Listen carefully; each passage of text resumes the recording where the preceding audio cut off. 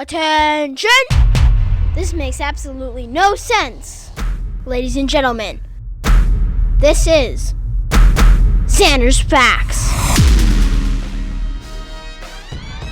And this week, we are talking about crypto. Do you know your crypto? Probably not. And that's why I'm doing this podcast, because cryptocurrency has been all the rage the last few weeks, months, years.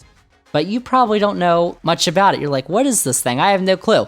Well, this podcast is here to explain it to you.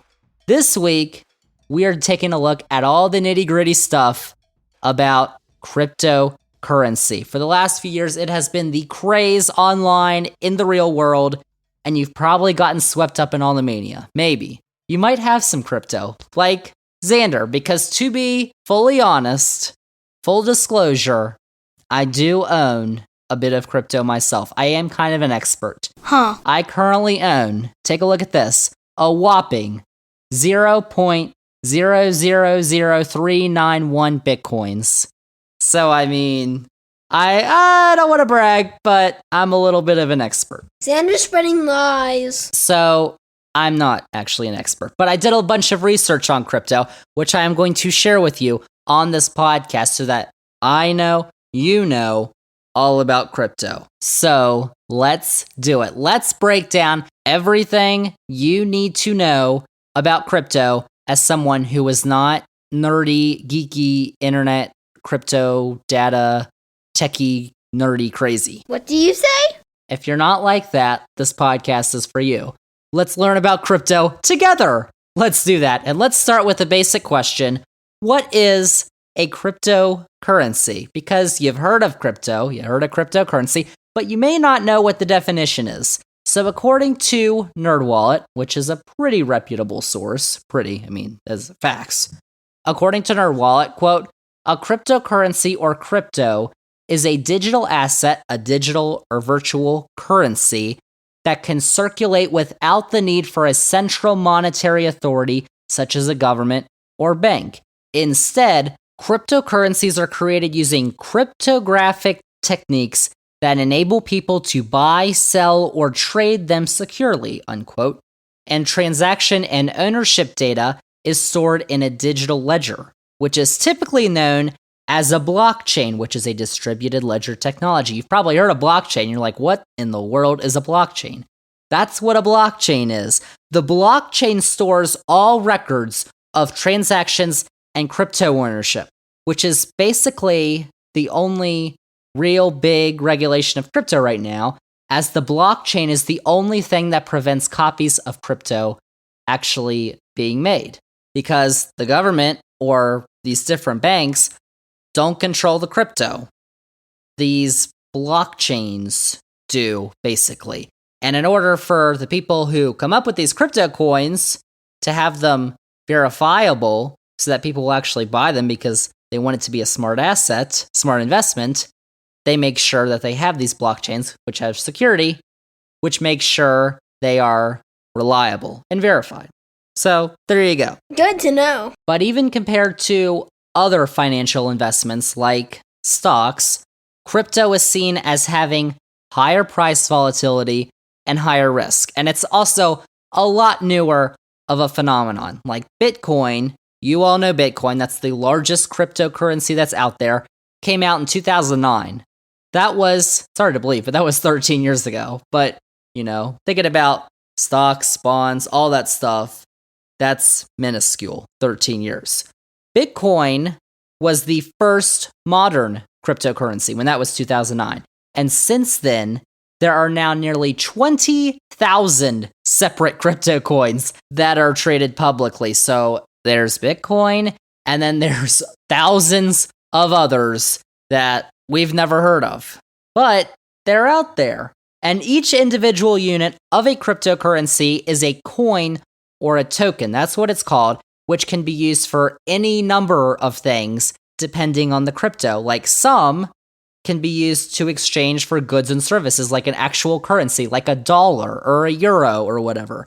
And others can be used for specific programs like games or financial products. It all depends on the crypto coin or token that you buy. Like you can buy Bitcoin, and that's kind of like a digital currency, so you can actually buy and sell stuff if a business accepts Bitcoin. But for others, you can't do that. They have separate purposes. So in that way, crypto is like totally different from other investments like stocks. But actually, in this sense, crypto is like stocks in that you can buy a coin on a crypto marketplace or an exchange. Like with stocks, you go on your TD Ameritrade account or your E-Trade account and you buy a stocks, or your Fidelity account and you buy stocks. With crypto, there are several exchanges where you can buy crypto, like Coinbase, Crypto.com. There's a ton. And the thing is, like with TD Ameritrade and E-Trade and Fidelity, you usually have the same options as regard to which stocks you can buy. With all these different exchanges, some of them have the crypto coin you might be looking for, some of them don't. Like the type of coin or the cryptocurrency that you actually want may not be on Crypto.com, but it might be on Coinbase. So it's very different in that sense, and not like Bitcoin. Bitcoin's going to be on all of them, but like if I had a little teeny tiny cryptocurrency coin, it might be listed on Crypto.com, but it might not be on Coinbase. So it varies in that way. And just looking at cryptocurrency overall, there's a lot of positives surrounding cryptocurrency. There's a lot of negatives too, but I'm going to get to that. We're going to start with the positives, because we always start on the positive side. Lots of people like that it has little relation to the traditional financial system. If you want to be edgy, this is the thing for you. Meaning that central banks don't manage the money supply and can't reduce the value of that money. It was also found last year by the Pew Research Center that minority communities are more likely than white Americans to say that they've invested in, traded, or used a cryptocurrency. And you've also got the blockchain technology, which can also be more secure than traditional payment systems, even as a decentralized system. Fact nugget. So those are a couple of the positives. The negatives now, it's like I've been hyping up crypto now, and you're like, Zander, if it was this great, I wouldn't be having questions. But you might be having questions, and that's why there's a bunch of negatives, which I'm going to read off here. Starting with a positive that I just named, the blockchain technologies, which haven't been widely adopted yet. And that could actually hinder any potential development to the tech if it isn't further adopted. If it's not, that could minimize future returns on your money and other investors' money, which, I mean, you want money. There's also the fact that crypto prices tend to change more rapidly than traditional stocks. This could definitely hurt if you're a short-term investor and the prices swing downward rapidly, which has happened before. Crypto crash is a real thing, and it has happened to many people. Of course, the opposite has also happened, because you've also seen wild swings in the positive direction, which means you get a massive return on your investment in a short amount of time, which has also happened before. But the potential, because you can't, like a stock, you can't predict what the price is going to do. So the potential for a wild swing in price deters many from investing. I'll give you an example. You know Bitcoin. You know the Bitcoin craze. It happened in 2017, then it dropped for a little bit, and then it came way back up. But this year, it's also gone crazy, because right now, as of Tuesday, Bitcoin was trading for about $20,197. So now you understand why I have very little of it. Back in March, it was up to 47,000, but before the end of last year, it was above 64,000. Chill out. So that's a wild swing in the price. And there's also the fact that while, at least in the United States and most other countries around the world, crypto is, compared to other investments, relatively unregulated. But that could change in the next few years, because crypto is very new.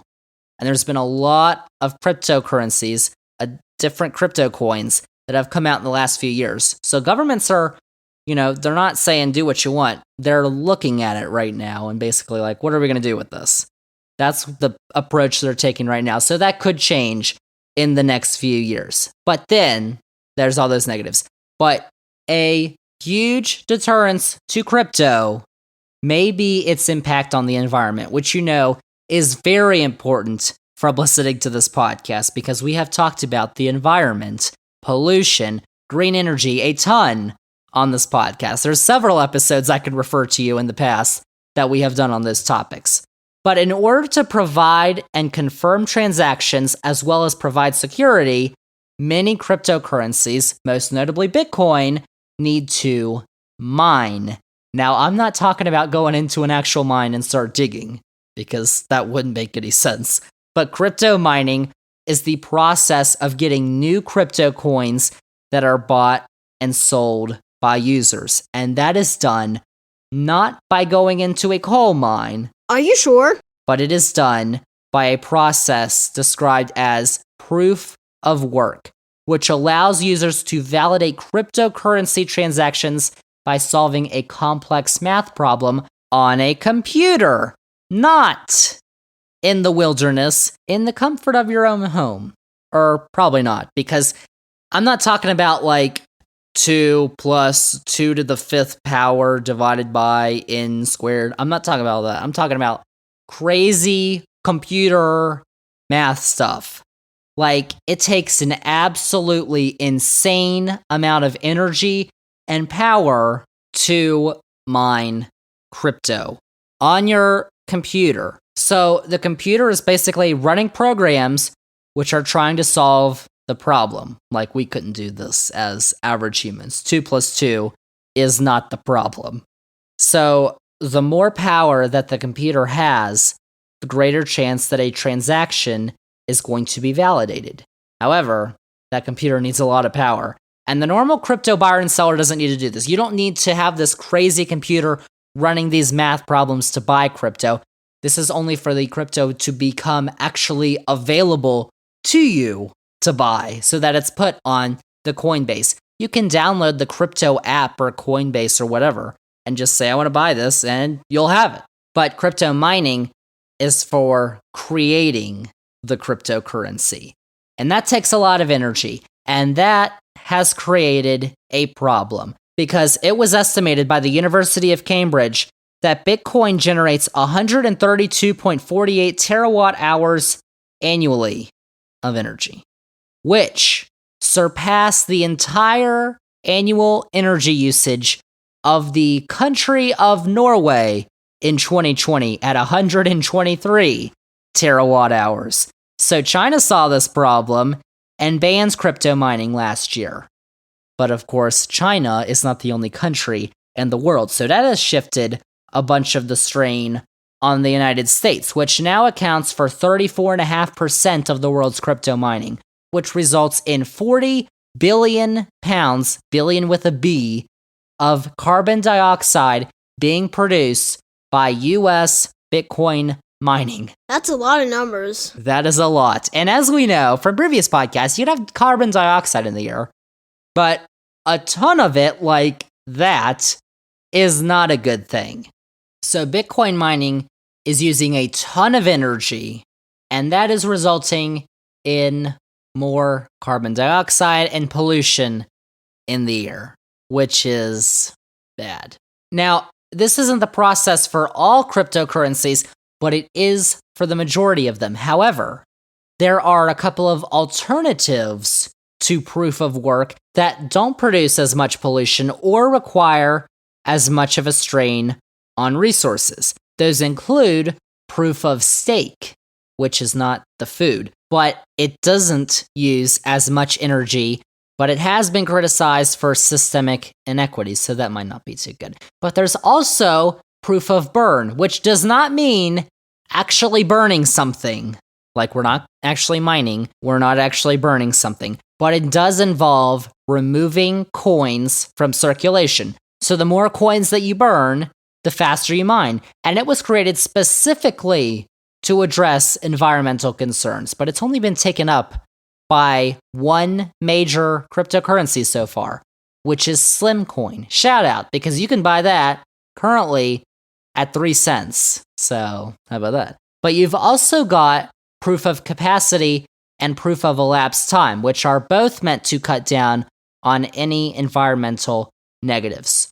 So you do have several cryptocurrencies and the industry as a whole trying to be more environmentally friendly by cutting down on the energy it takes to mine, because cryptocurrency mining has become one of the top energy users in the world, and a bunch are trying to change that, or at least not make it as environmentally unfriendly, trying to make it environmentally friendly, which is something that Ethereum is doing, the second largest cryptocurrency on the market, which is moving to proof of stake from proof of work. So how about that? But the largest cryptocurrency by far, Bitcoin, still is not moving away from proof of work. And that may put a damper on larger efforts for crypto to become more environmentally friendly. But what could also help is a shift towards using renewable energy sources. Ooh! Which have been talked about extensively on this podcast, as you know. If they weren't chugging out the coal and the oil and all the fumes, and we're using solar, wind, hydro, all that stuff, I mean, that would be a lot better. Then they can use all the energy they want, as long as we have some. Because everybody needs energy. Because without energy, you wouldn't be listening to this podcast right now. And then you'd have no energy for facts, and that'd be terrible. So, that's basically what cryptocurrency as a whole is all about. But now let's get into a couple of the most popular cryptocurrencies out there to familiarize yourself. And you've probably heard of some of these before. We have to, of course, start with the one that everyone knows, because I've talked about it on this podcast, Bitcoin. The one that started the crypto craze a few years ago, and it was started in 2009 with the purpose of being a new electronic cash system that is fully peer-to-peer with no trusted third party. So technically, if a business accepts it and you own it, you could purchase goods and services with Bitcoin. Of course, you all know, one Bitcoin is right now $20-something thousand. But it's not, I'm not buying an Apple for 2 Bitcoin, which is actually $40-something thousand. No, it's a different conversion. But the history of Bitcoin's price remained under $1,000 up until the beginning of 2017. 2017, 5 years ago, is when the whole Bitcoin craze began, because it began the year under $1,000 at about $900, and by the end of the year, it was up to $19,000. So you would have gotten a good bang for your buck right there. But it fell back since then. But at the end of 2020, going into 2021, during the pandemic, there was another craze because the price got as high as $60,000. But there's been a dip pretty recently throughout most of this year, and the price is down to just over $20,000. So that's Bitcoin. The second largest cryptocurrency, which I talked about, Ethereum, which is a decentralized software platform that enables smart contracts and decentralized applications, also known as DApps, to be built and run without any downtime, fraud, control, or interference from a third party. This is meant to create a suite of decentralized financial products that anyone in the world can use. And right now, Ethereum, as I said, the second largest digital currency by market cap, is trading at about $1,570. But like I told you, I own 0.003 something of Bitcoin. You don't need to buy one Bitcoin. They split it up like a stock share. So you don't have to buy you don't have to save up $20,000, whatever, to buy a Bitcoin. You can buy a little teeny tiny piece of a Bitcoin or an Ethereum. And another thing about the massive price swings, which actually happened this week, Monday of this week, Ethereum was trading at $1,716. On Tuesday, it was at $1,578. That's almost a $1,500 swing in 24 hours. Man, that was rough. Which is pretty insane. the stock market on Tuesday was down 1,300 points. That was the worst day in 2 years or something like that. And that was crazy. That happens a lot. Maybe not to that extent, but massive price swings happen with a ton of crypto coins all the time. And so that's Ethereum. So with Ethereum, you can't actually use it to go to Walmart and buy something like you could with Bitcoin. I don't think they accept Bitcoin at Walmart, but like you could go somewhere and if they accept Bitcoin, you can buy something with Bitcoin. With Ethereum, you can't do that. But you can do it with like a stock where you buy it and the price can go up and up and then you can sell it and you get a return on your investment. You can do that with all crypto coins. It's a fact. Or you could lose money if you buy it and then it goes down and you sell it, which I would not recommend. But a couple of the other notable crypto coins, there's Tether, which is a stable coin. A stable coin aims to peg their market value to a currency or other external reference point to reduce volatility.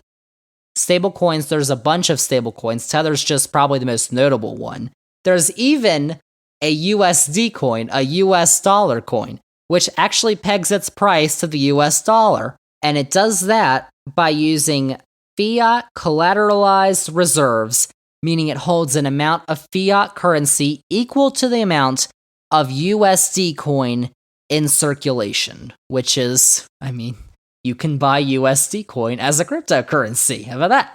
So those are just some, that was just four of some of the thousands of cryptocurrencies that you can research and invest in. There's a ton, like Dogecoin, which I would not recommend. And now, finally, Zander, please tell me, is crypto a good investment? Well, I am not an expert, so I am not going to tell you if crypto is a good investment or not, or I'm not going to tell you whether or not to buy crypto. The point of this podcast was basically to inform you about crypto, because there's a lot of people who are just looking at crypto, or maybe have even invested in crypto, and they're like, I have no idea what cryptocurrency is. What's crypto mining, Bitcoin mine? What's a Bitcoin? I have no clue, but I bought some.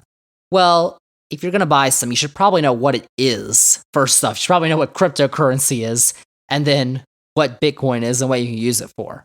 So that's basically what this podcast was used for. So it's not for me to say whether crypto is a good investment, but it could be for you to say for yourself. If you actually do your research, have some money to invest, and are willing to play the long game, I would say why not?